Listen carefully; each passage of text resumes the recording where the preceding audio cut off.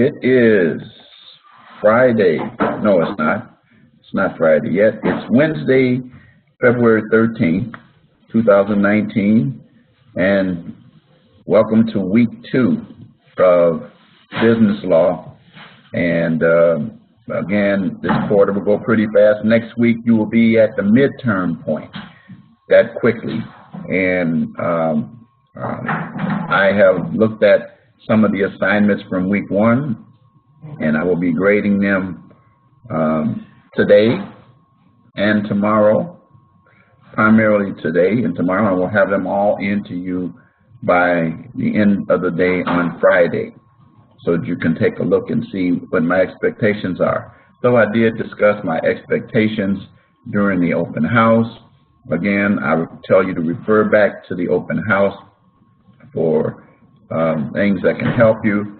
I also remind you that I sent you 2 important documents relating to the statute of frauds, which are also still on the course homepage, that I recommend that you print up and save, because you're going to be using it starting with your assignment today and this week, week 2, so that you will understand something that will help you to provide an answer to a question. Of course, so you're going to elaborate on it, but it will point to you the correct reason.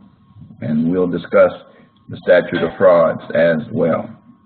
So let's get on with the keyword at the end.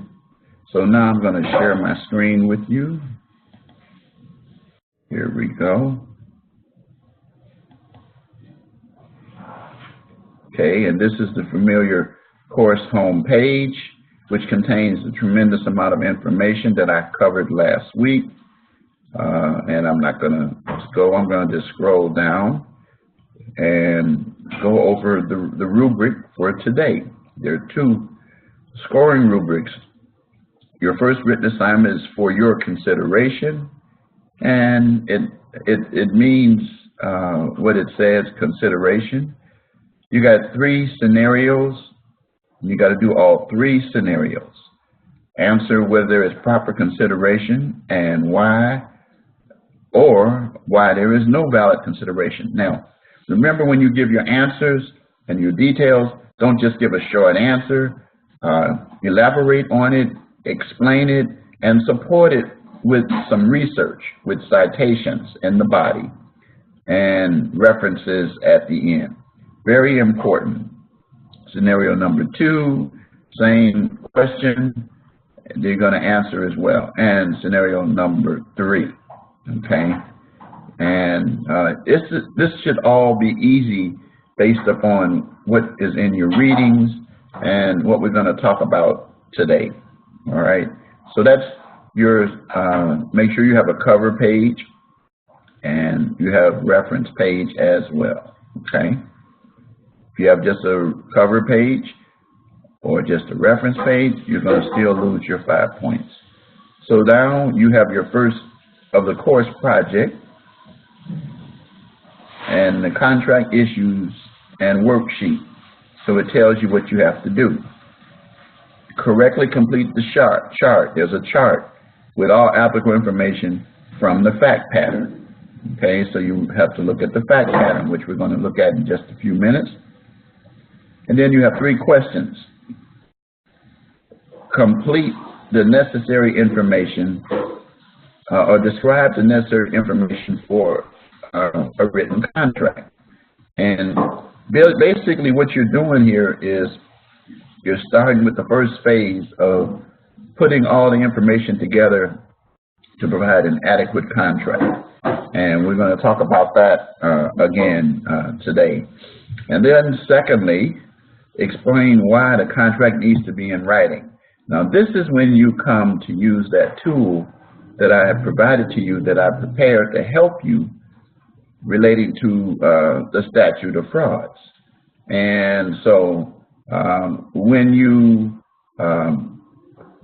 receive that document, I told you to keep it because you're going to end up using it in your assignment. So there's a reason why this particular contract needs to be in writing. And I'm going to be looking for the letter that relates to that. And we're going to talk about what contracts need to be in writing in the statute of frauds relating to the pieces of paper that I submitted to you that need to support your statement. And then you're going to support that too with some research in addition.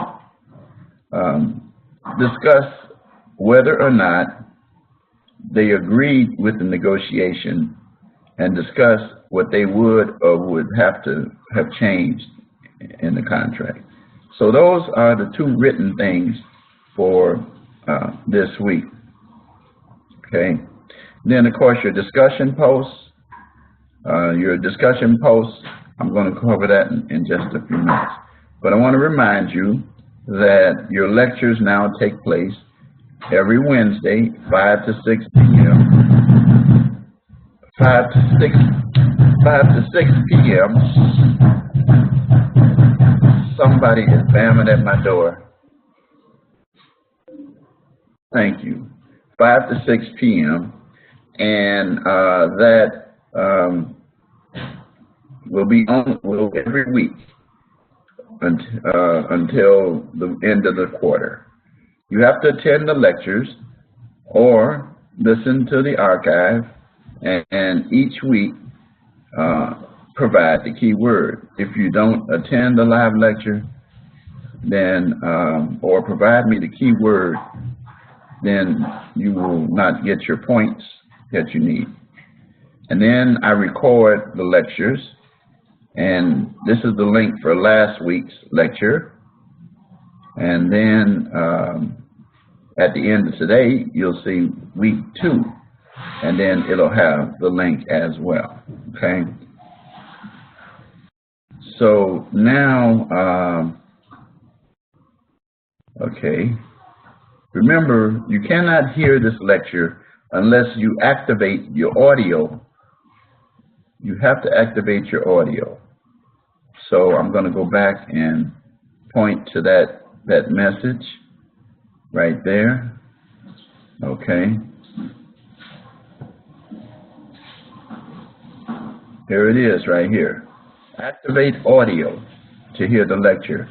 And there's a tab right here at the top for you to do your audio connection. All right? So you want to make sure that you do that in order to be able to hear. Otherwise, you will not hear the lecture. Okay, so let me go back to sharing.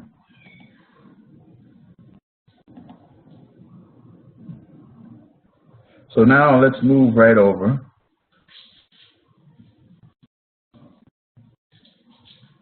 to the week 2 announcement. Make sure I got everything there. So I'm going to click on that. In the announcement, we're going to deal with contracts that don't have to be scary. That's a play on words. And it'll be presented. To prepare for this, you read chapters 4 and 5 of the text, of which I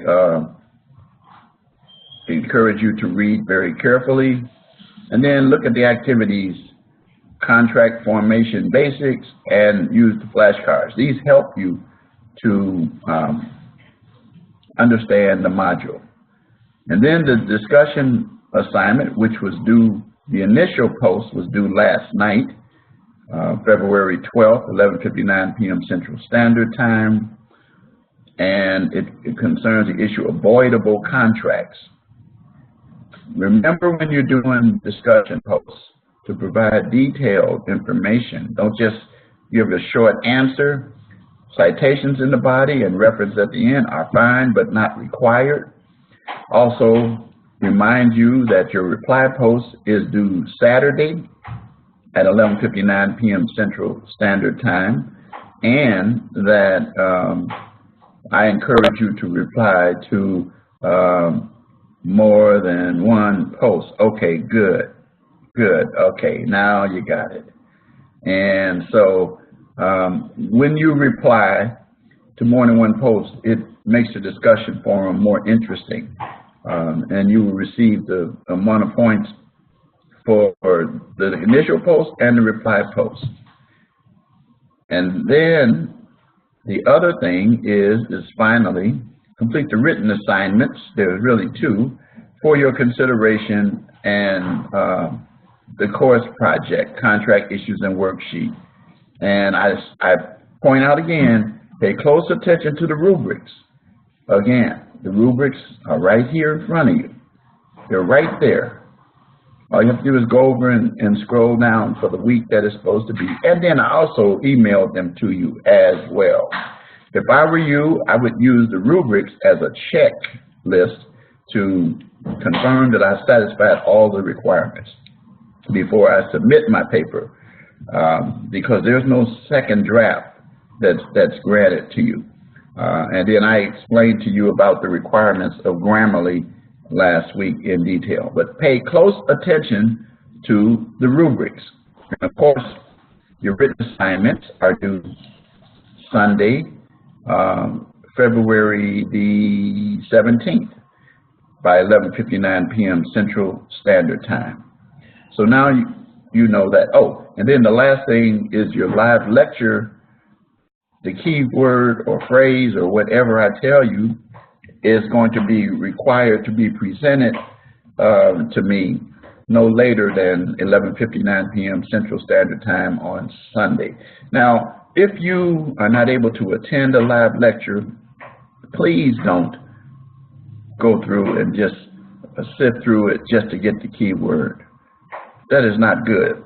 That is not good at all, because you'll miss something that will cause you to possibly even lose points, and you would have probably got a better grade as a result by going through and listening to the lecture. I do repeat some things that some of you may know because some of you are more detailed than others. But when I go through these lectures and cover the information, I try to presume that you hadn't done what you need to do, and that's read it. The first thing that I would do if it was me is start with Monday. I would read my material and then do whatever you need to do to retain it. I don't know if you need to make an outline, whatever you need to do for your own personal way. Then the second thing I would do is take a look at my discussion assignment and then do the initial post by Tuesday and submit that timely so that you don't lose points. And then, by Wednesday, I would, of course, come to the lecture, listen to the lecture, get some tips out of the lecture. If I'm present at the lecture, if I have any questions, I would, ask those questions of me, and you can type them in the chat box, and make sure that when you do use the chat box that you don't use privately. Check the section that says everyone. And the reason is because you're asking a question of me. Imagine this. If you were in the classroom and you asked a question to me, everybody would hear you. Well, it's the same thing here. Everybody would see it. So, ask your questions, okay? All right. So anyway, you want to make sure that you follow that routine. And then from that particular point, again, I would, so then you're at Thursday. I'd go back and I'd look at my materials again, make sure that I'm good, maybe even take a look at the assignments. And I wouldn't necessarily start on them, but I would put together what I need to get ready. And then I would get my assignments done by Friday, Saturday, and then you'll have until Sunday to get them complete. If you follow those steps, you'll be very successful in this class, all right? Take a look at, then you'd be able to take a look at my my graded paper back to you by Friday night as well. So you'll see what you might have missed the first time. But if you follow the steps that I said at first, you'll already know what to expect. Remember the rubrics. The rubrics tell you what I expect. If you do not understand those things, utilize this thing up here. Call me, text me or email me any hour of the day except the 25th hour of the day, and make sure that you do that, because I'm here to help you, and I will help you. All right. So now down to the adversity springboard to success. You already know what that's all about. So now let's take a look at the course calendar.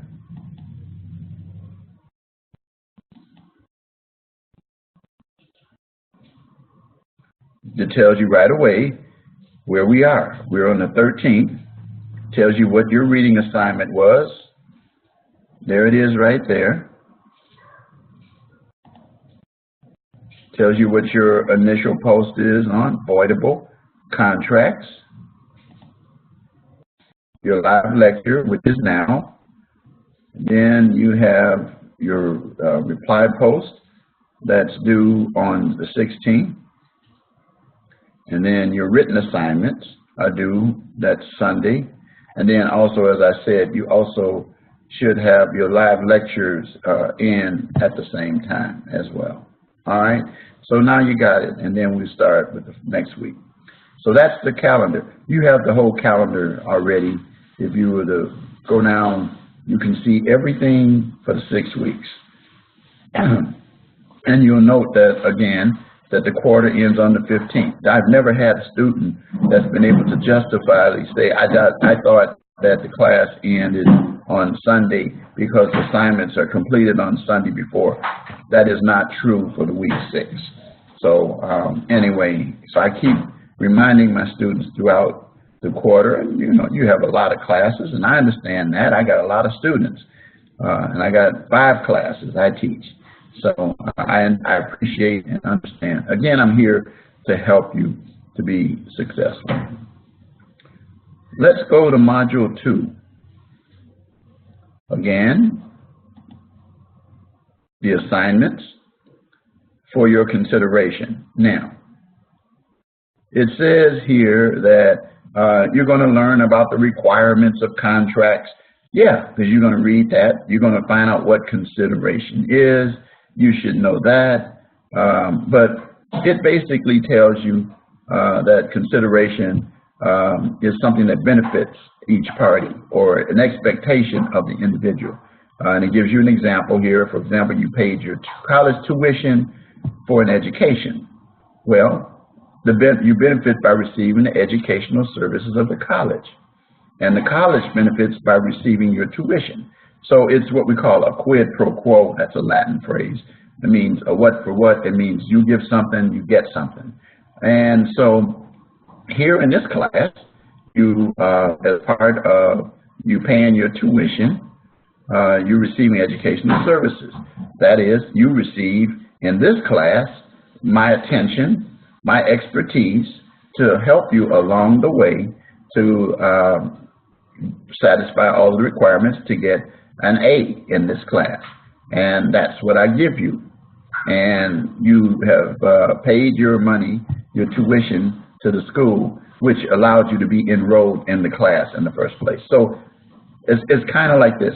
Have you ever see contracts that say, for example, for good and valuable consideration, or the consideration of the sum of $1, but it doesn't always say just $1. It'll say $1 and other further and valuable consideration, which means usually there's some additional benefit. The bottom line is consideration is basically what it is. It's a benefit to you for the contract itself. It is essential. It's one of the essential elements. So you're going to explore the topic of consideration, and there's a lot of material in your reading. Read the fact scenario that's down for each one and answer the following questions. 1, is there proper consideration? And then, you know, you're going to have further research on consideration is recommended. I already said that. And then, why or why not is there valid consideration? Spell it out in writing. Have some to support. So it should be, each of yours should be a paragraph in length, and must include the source of your information in a properly APA formatted citation. I said that, and I keep saying it again. I apologize to some of you. Says, okay, Professor, okay, I got that. No, everybody doesn't trust me. And then sometimes people hear it the second or third time and a light bulb comes on. So here's a scenario. And I'm not going to read the scenarios to you because you read the scenarios yourself. And you're going to determine whether or not there is proper consideration. And then if it is proper consideration, why is it proper consideration? Or if there is not proper consideration, why is it not proper consideration? And you're going to deal with that for each of the 3 scenarios, okay? And then you're going to submit it according to the processes in a Word document so that I can grade it. Make sure that your papers are double spaced, not single spaced. I'll say that at the beginning. If you send it single space, I won't take points off, but I will encourage you to do a double space. And the reason for double space is because that's the proper format for using this APA, but also it is also important. Well, some say you can use single space in APA, but we prefer double space because it's easier for us to follow along and read it. So you want to make sure you do that, all right? But it needs to be in a Word document. Then your discussion post, and it tells you in a contract is voidable. Remember, there's a difference between the word void and voidable. Void means that the contract is no good. It's not going to be enforceable. It's not valid. Voidable means that it could be enforced at the option of the party, even though it could be voidable. That means what it is the person has an out in the contract, but they decide they're going to continue with the contract despite the issue. And some of the contracts may be voidable on the basis of fraud. So a lot of people think that if a contract is fraud, that the contract is actually void as opposed to voidable. That is not true. And the reason is because a person who then discovers that it was fraud can say, okay, you may have started out with fraud, but I understand and I'll accept the terms. Maybe there was a mistake in there, a misrepresentation, a lack of capacity. Now, again, lack of capacity will depend, such as if a person is drunk or and then they become sober and they try to say, okay, well, look, I was drunk at the time I did this. I was on medication. I was not in my right mind. And so that's they use their option or play their get out of contract free card. I use that to borrow it from Monopoly. And or now remember this, if the capacity is minor, that is not going to be a voidable. That is one of those that's going to be void, and you're going to discover that as you go along. So knowing the difference, and I noticed that some of you in your discussion post didn't get that point, and you need to make sure it's very simple. It's a simple line of division. So if the issue is something that the parties can legally agree to, enforce it, then it's avoidable. If they cannot, it's going to be void, because there are certain contracts that are void, and we're going to talk about those as we come to that. So I think this should clarify you. Under duress, undue influence, abuse of fiduciary relationship. So then you're going to discuss why we should allow voidable contracts, and then many of you have. And then from the list above, provide example scenario for one, not all of the grounds. For example, duress. And they gives you an example of what duress is here. And I kind of gave you an example of some of these. Max tells Rhonda that he will kidnap Rhonda's children if she does not enter into the contract. So Rhonda signs it, but later wants to get out of it. Well, she can do that. because of the duress. She can also change her mind later, even if he doesn't do that, and say, okay, I signed it under duress, but I'm okay. I like the contract in terms, and we'll go ahead and follow out the contract. In other words, perform the contract or honor the contract. So that means it's voidable, ability to void. That's what it means, ability to void, voidable, the ability to void. You don't always have to use that, okay, if you don't want to. And then from the list above, add another reason why you think should be the ground to make a contract voidable, and explain why it would be a good addition and whatever can be done to fix it up or something. All right. So that's the discussion assignment. Initial post, I already told you, reply post when they're due. And then the final written assignment is getting to this. Now, remember I told you earlier, I mentioned that there is a sheet that I submitted to you for the statute of frauds. And you want to refer to that sheet. If you do not have that sheet, go back and check your emails in the course email. The course email. Notice where you can access the course email. In the course, not your personal email. It's on the left side. It's right here, which says course messages. If you click on that, and I won't, because it will show you, well, first thing I'll do, it'll show you this. It won't tell you anything. It'll just tell you what's in my inbox. Right now, there's nothing, but there's been a total of 12. And once I read them, it goes to 0, and then I respond to them. So that's your course email. So you want to check that. Some students get confused. I said, this is in the course itself. And most of the emails that come in there, quite honestly, are from me to you. And I'll answer your questions. And I respond to emails very, very, very fast, okay?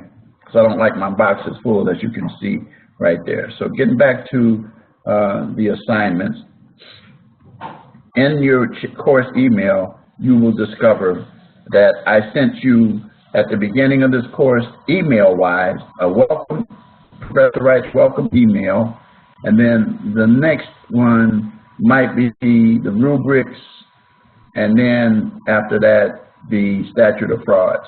And you needed to save those. So anyway, back to the course project, which comes in week 2, 3, 4, and 5.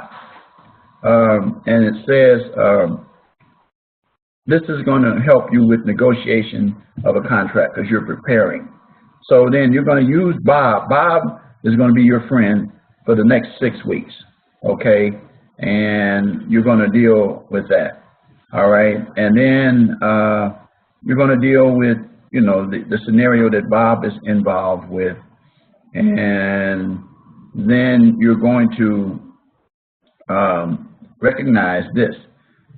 Earlier, you were introduced to the overview. I did that last week of the project. I did that last week. So you're going to start off on your way by drafting a contract for the situation, by filling in the worksheet.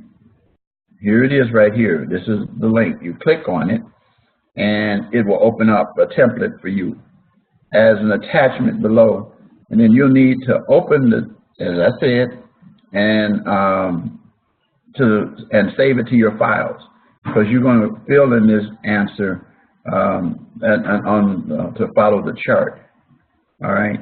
So then you submit it to me after that. Now, and answering the question, one of the issues is, why does this have to be in writing? You're going to look at the, well, I'm going to hold that until we get to the discussion section in a minute, okay? So then your live lecture is the last thing. And then that live lecture will involve getting the keyword and providing that to me the same way you do in the drop-down box, and do it by no later than the 17th at 11:59 p.m. Central Standard Time. And those are your assignments. So now I'm gonna go back and get to the lesson discussion where I can actually talk about the issues that are involved here. And so what we're going to do is we're going to deal with various contracts, various principles that relate to like partnership and what an agency relationship is. I'll just touch on those. Trust me, when I was in law school, and by the way, a student asked me already, will business law be beneficial in law school? Well, yes and no. And the reason why I say that is because in law school, there is no course called business law. You have contract courses. You'll have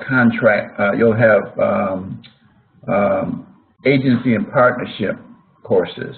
You'll have all the various elements. Let me just say this, the elements that you deal in contract, it's one course, and we spend time. We deal with consideration in contracts. And there's a course, there's contracts, by the way, is really a 2-semester course in most law schools. And trust me, we deal with a thing called the UCC, Uniform Commercial Code. I think it's Article 2, the Sales Act, that we use primarily for that. I'm just throwing that out to you because we talk about it just a little bit here, and we mention that. So we're going to define the elements of contracts and analyze the delegation and other commonly used contract clauses and assess whether the Uniform Commercial Code, which I referred to earlier, should be used as opposed to common law. And then you're going to construct a basic contract. That's what I just got through going over with you a minute ago. Okay, and then these are the activities. So we're going to deal with contract formation basics. All right. So now these are the basic things that you should be aware of relating to contracts. And it is so important that you understand these things. You've probably been exposed to contracts before you took this course. If you signed for a cell phone, if you bought, if you took out a loan, if you applied for a credit card, if you bought a car, and many other ways. And so we're going to deal with the contract. So one of the major things that's involved is understanding the elements of the contract. And offer and acceptance we're going to talk about. We're going to talk about capacity and consideration. Those are the 3 issues that we're going to cover for today. And you should be aware that the world goes around because of contract. Did you know that marriage is a contract? It is a contract. And that in the business world, that's how it operates. Now, there are written and oral contracts. However, if you read the material that I sent you related to the statute of frauds, you will see we talk about the 4 corners doctrine. And what we try to encourage people is this: even if the contract doesn't have to be in writing and is enforceable if it's a oral contract, we encourage you to provide a written contract. There are various reasons why. One of the first reasons is you don't remember everything that you do, and so you put it down on paper, and both parties have a chance to review that paper, the terms of that paper, and then they either modify it by changing the contract, negotiating until you get to a point where you finalize the document.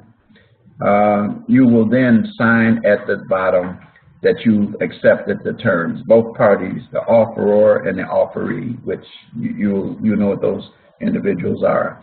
The offeror is the person who makes the offer, and the person who benefits is the offeree. So if I agree to provide services for you, and then I am the offeror because I'm offering the services, you're going to be the benefactor of the services. You're going to be the offeree. It's just like, think of it in terms of this. You work, you have an employer, and you are the employee. Sometimes you're both of them, but you understand what I'm saying. And so the point of the matter is that you can look at the as the one who pretty much has ownership or initiates it, and the E is the person who's the recipient. Okay, so you go to work so that you can be the E, and what do employees like to receive? What do you like to receive if you're an employee? You can type that in the chat box and tell me, what do you like to receive if you're an employee from your employer? What do you like to get from your employer? What's the main thing? Okay, that's it. 2 thumbs up. Absolutely right. Most people, I mean, you can do volunteer work. Then it's not an employer-employee relationship. But yes, the definition of an employer-employee relationship is getting paid. And by the way, the money that you get paid in that agreement and contract, what would we call that in terms of what we're one of the terms that we're dealing with today, this week? What do we call that money in terms of contract terms? What is it? What is it called? Starts with a C.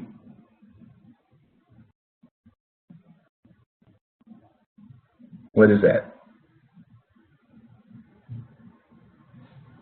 Drawing a blank? If you don't know, just say, I don't know. Type that in and I'll tell you. But I at least want you to try. You know?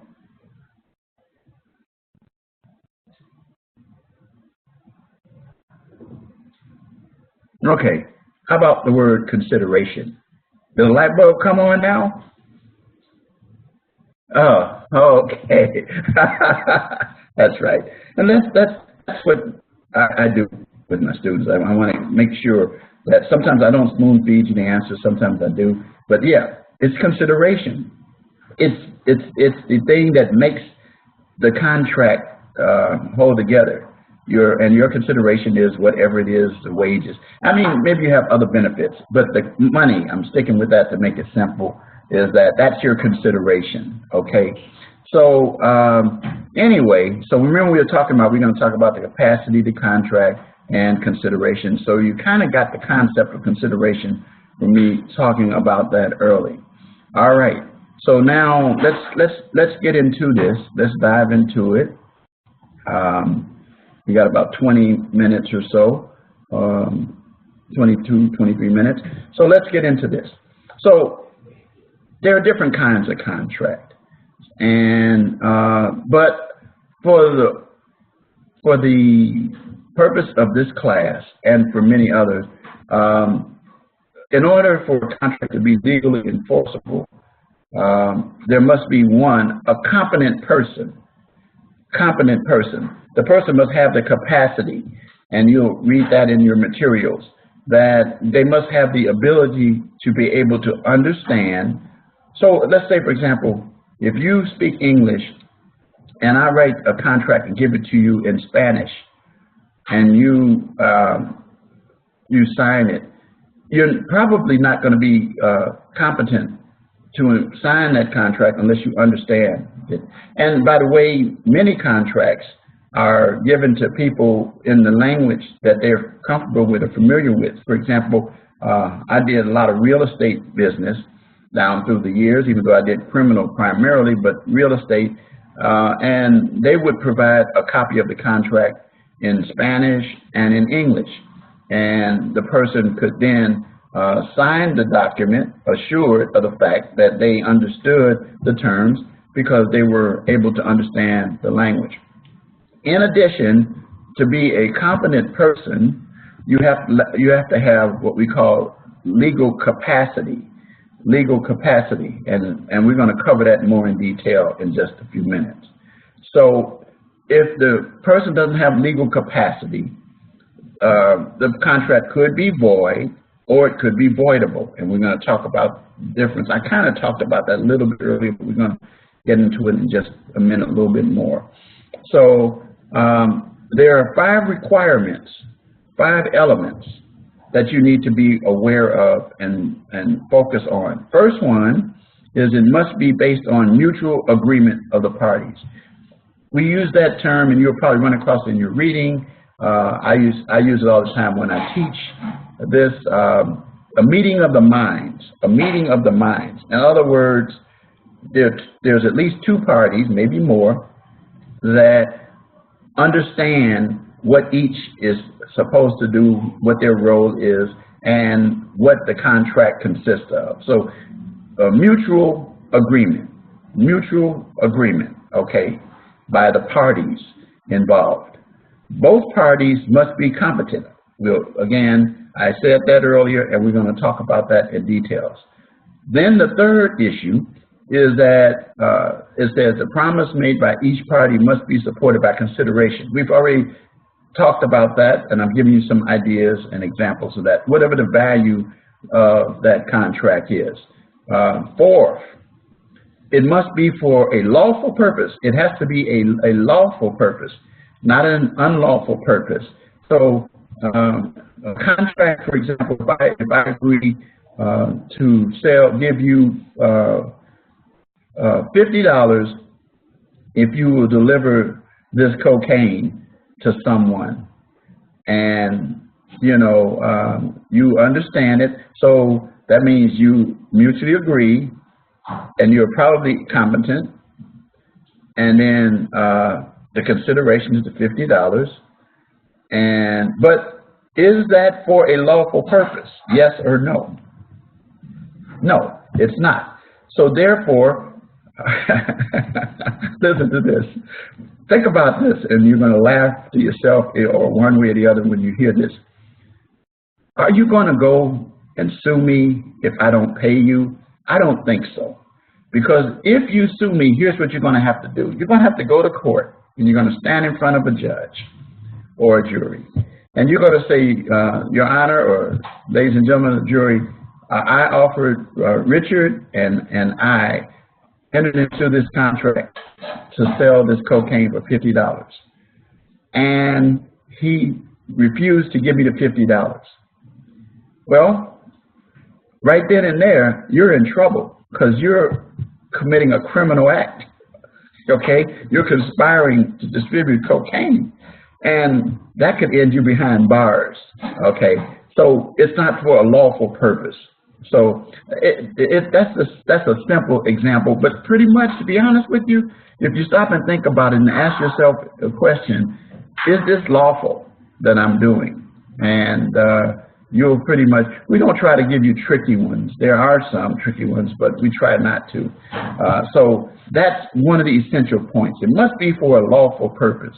And then the fifth one is, and it says, in some cases, it must be in writing.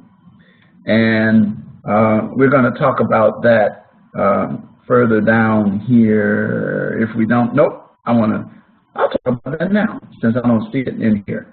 All right. As you should be aware, is that there are contracts that, in order to be enforceable, need to be in writing, okay? And so I am going to just kind of go over here. Give me a minute. Hang with me while I open up another window. Okay, give me a minute there. All right. Okay, so let's look at this right here.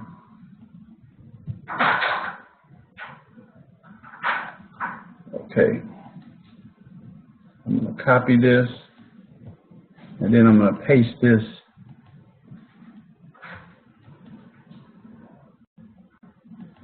Okay, let's see. I want to get this out of there.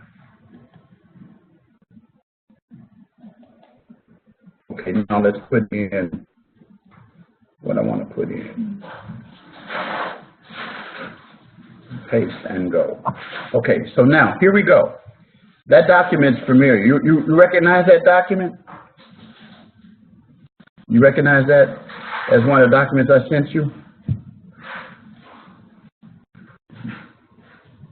Need to, but you have it though. You have it though, because I emailed it. Anyway, it explains the statute of frauds. There are 6 categories of contracts that are governed by these statutes.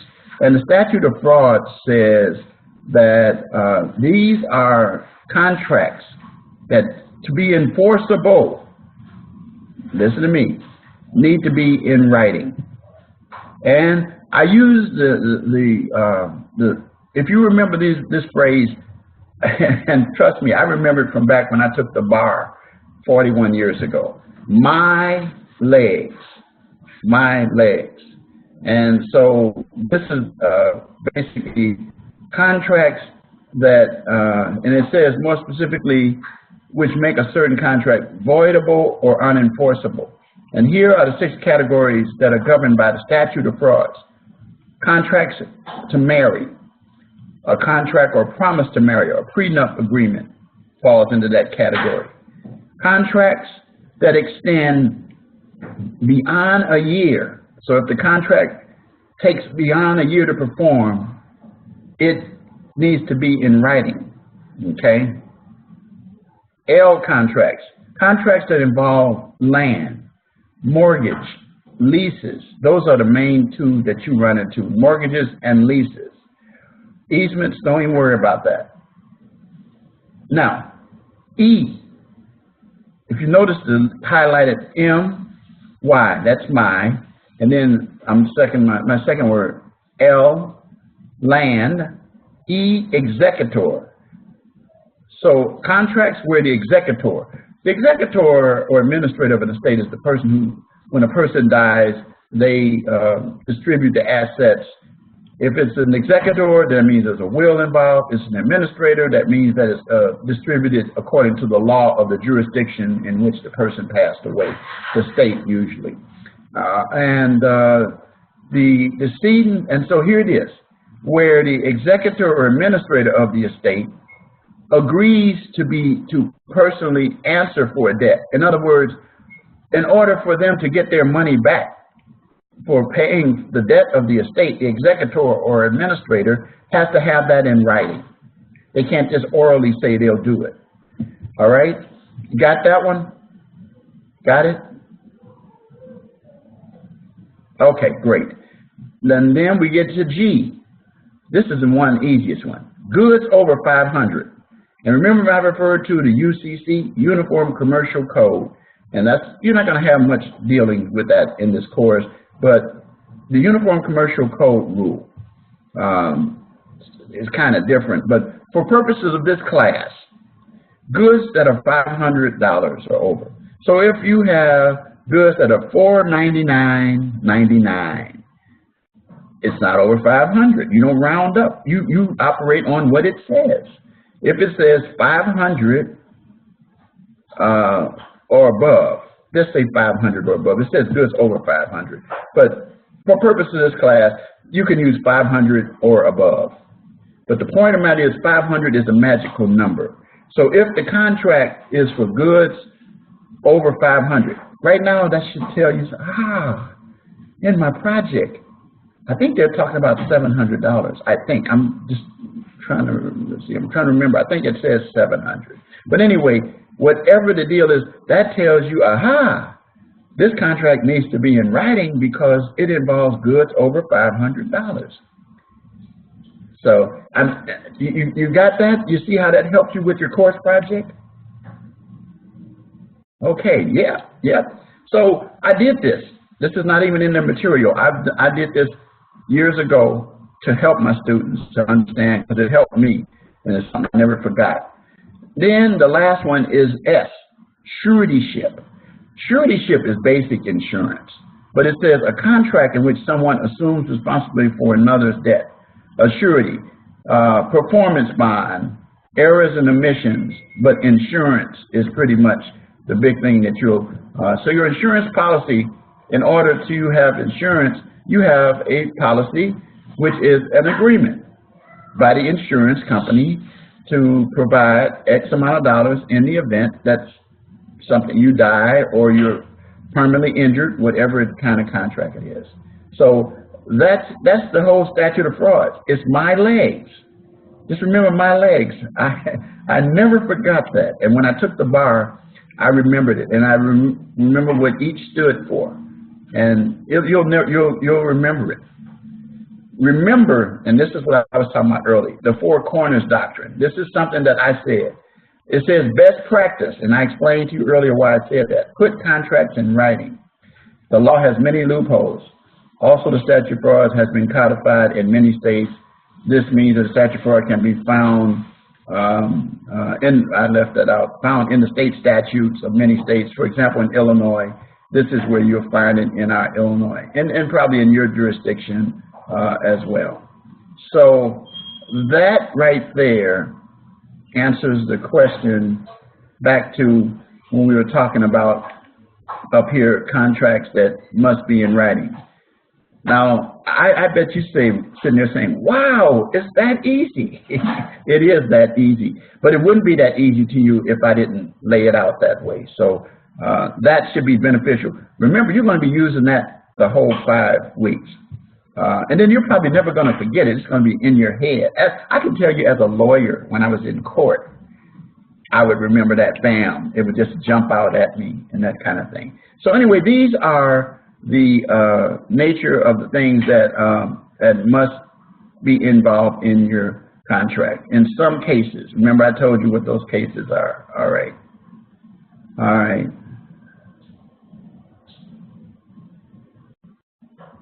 All right, so now let's deal with offer and acceptance. If a contract is formed, as I already said, you remember me saying that phrase, meeting of the minds? You remember hearing that earlier? Meeting of the minds, or maybe you weren't in here, but I said meeting of the mind. And what that means is that, you know, if you're looking at cartoons, you ever see these cartoons, and above them they have these little things over the head, and it almost shows you what the other person is thinking, and then the other one is, so they should be meeting on the idea of what's in the contract. So there needs to be a meeting of the minds. Another way of putting it is a general understanding. And essentially both parties, as it says, needs to be on the same page. And that's, you don't enter into the final until you get that. You may be in negotiation stage before that. So then, in order to deal with offer and acceptance, 3 things need to be taking place. It must be definite.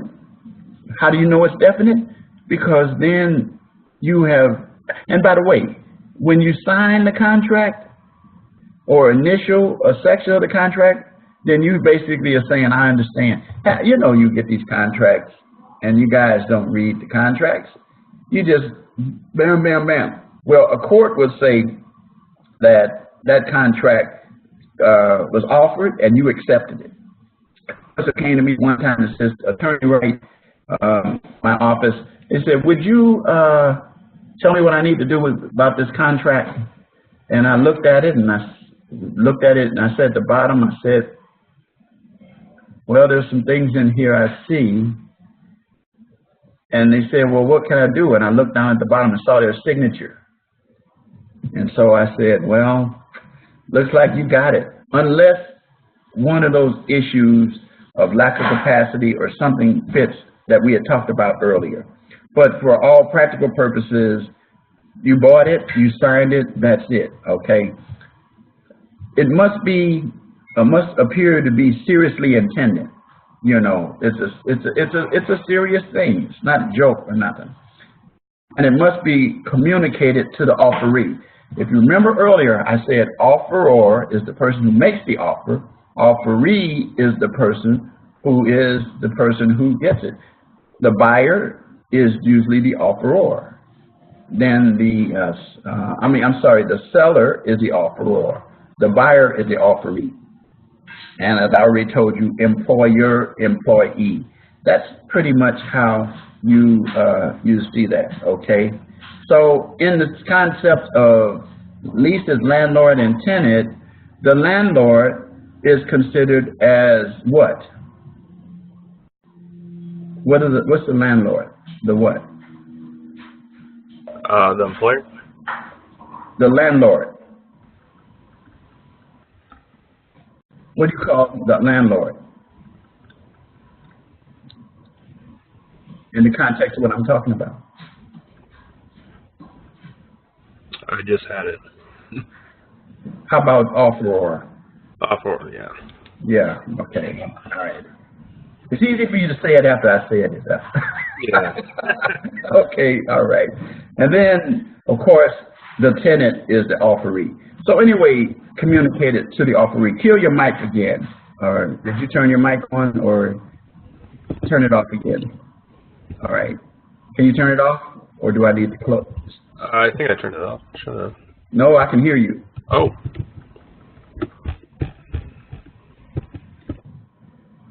Okay, there we go.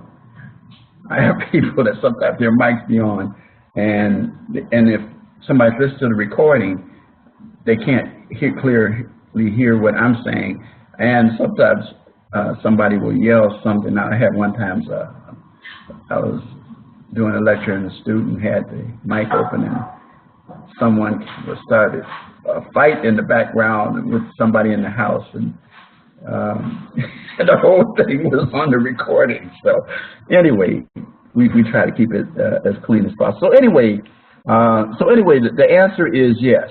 The landlord is the offeror, and you're the E. Remember, the recipient is the E. It's kind of like, I can just throw it to you like this. And it doesn't work like that, but if we're going to talk about terms, the quarterback to the receiver, the quarterback is the offeror of the ball, and then the recipient or the catcher or the receiver is the E. So that's it. All right. Anyway, I'm not going to go into this outlining in the contract. You'll take a look at that. All right, because we got just about 3 more minutes. So now we get into the capacity, and I've already talked about these, but I'll kind of like throw a little bit more. One of the requirements is that the person must be competent at the time of entering the contract. So let's say, for example, individuals who are underage, and they enter into the contract at 17, and then they turn 18 while the contract is going on.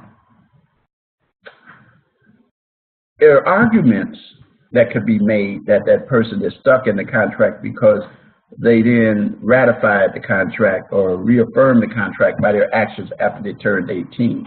In other words, what they did was, remember, it was voidable, but it was void at the time it was entered. So then the argument then come back again.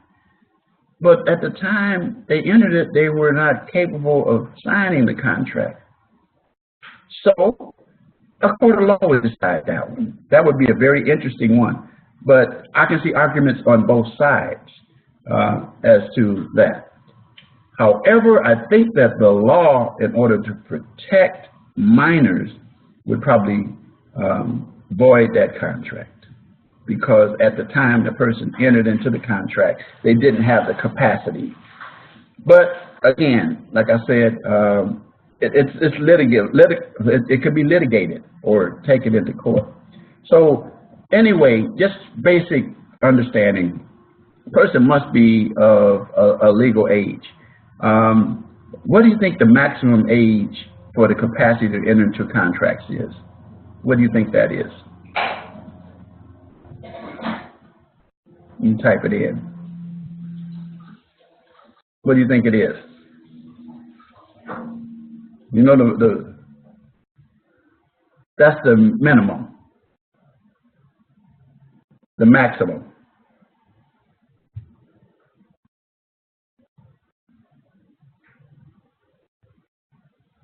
What do you think the maximum is?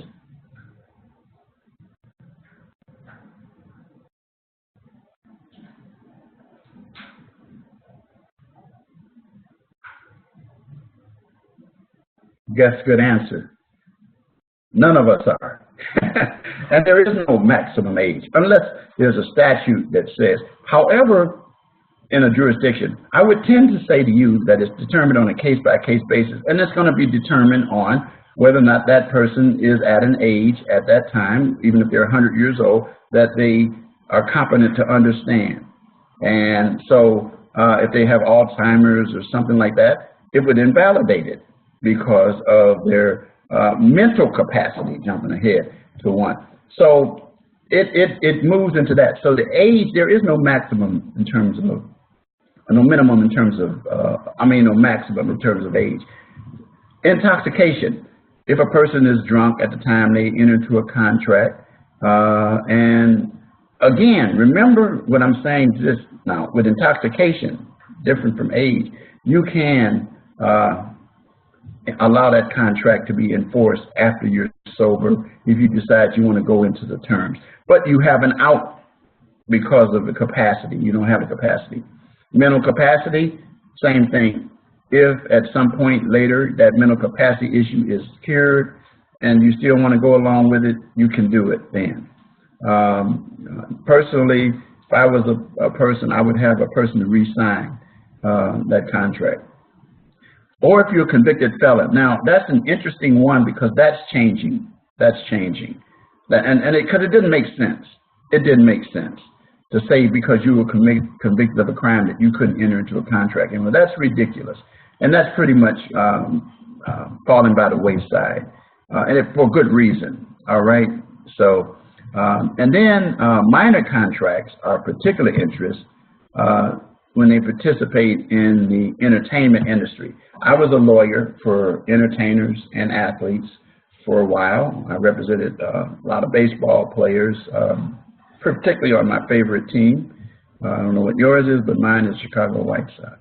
And so anyway, and then I did some basketball deals with some professional basketball players, and I consulted a couple of NFL or individuals who would be NFL players as they were on their way to becoming that. But there's some special rules regarding minors where there was a young man by the name of Gary Coleman.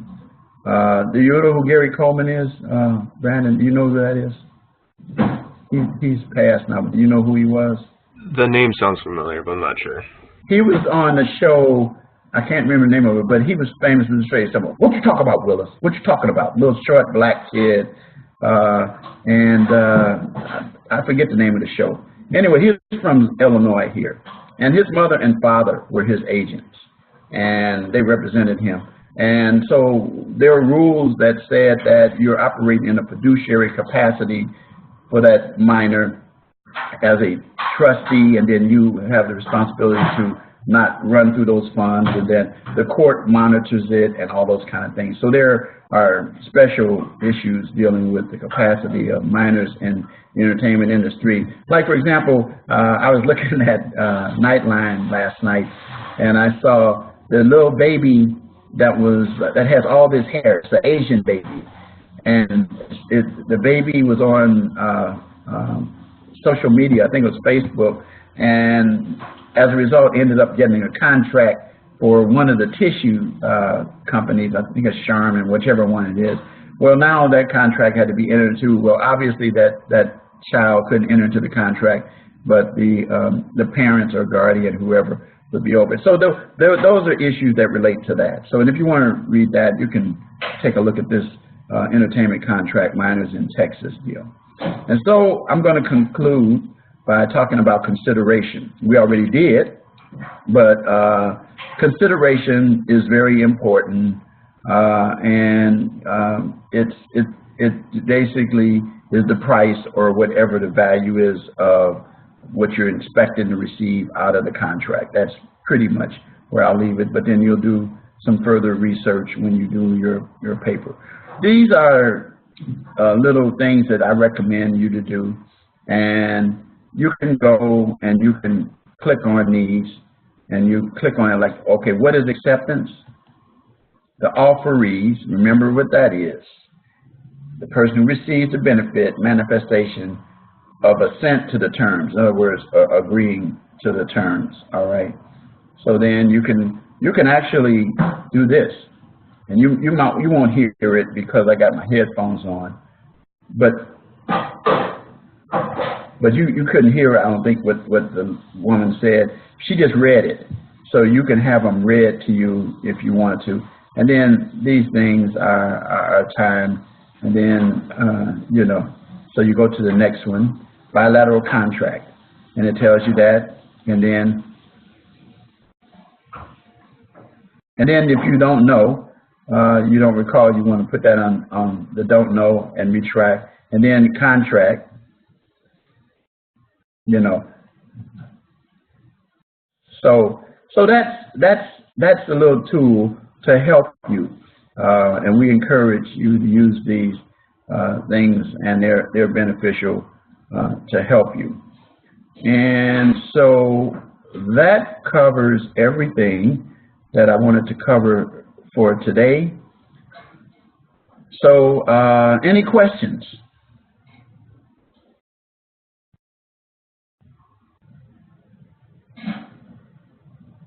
Okay. Well, the key phrase, a lot of times students forget to say, oh yeah, I forgot, what's the key phrase? Well, the key phrase is very simple in this assignment, and that is one word, it's consideration. That's it. So you give me that, and you will get your points. All right. So anyway, that's it for today. It's a few minutes after 6, but if you have any questions, you know what to do. You know how to reach out to me. I am here 24/7 and able to help you to be successful in this class. So with that, I'm going to say good night, and I'll see you next week. Have a great week, and happy Valentine's Day to all of you guys. Of course, so if you listen to this after the 14th, happy belated Valentine's Day. All right, have a good one. I'll see you next week. Bye-bye. Thank you.